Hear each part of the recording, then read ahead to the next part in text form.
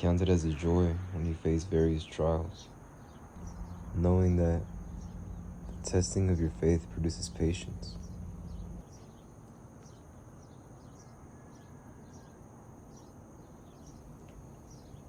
But let patience have its perfect work, that you may be perfect and complete, lacking nothing.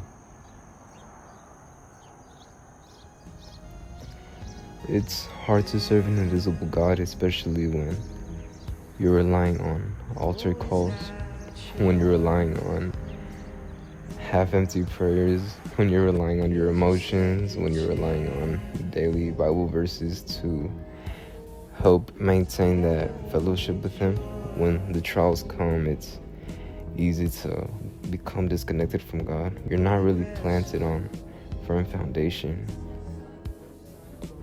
Me personally, I got trapped in that cycle, and I had to learn to rely on obedience, to rely on faith, to rely on patience, to rely on God to do that work in me, to have that perfect work done in me, to where all these problems that I face were not cause for me to walk out on my faith, but they were a cause for me to look and search even more profoundly for the truth, for God's face, for what He really wants in my life. And that journey of obedience has led me to some of the biggest blessings I've ever had in my life. When you said, "Seek my face," my heart said, "I will seek your face, Lord."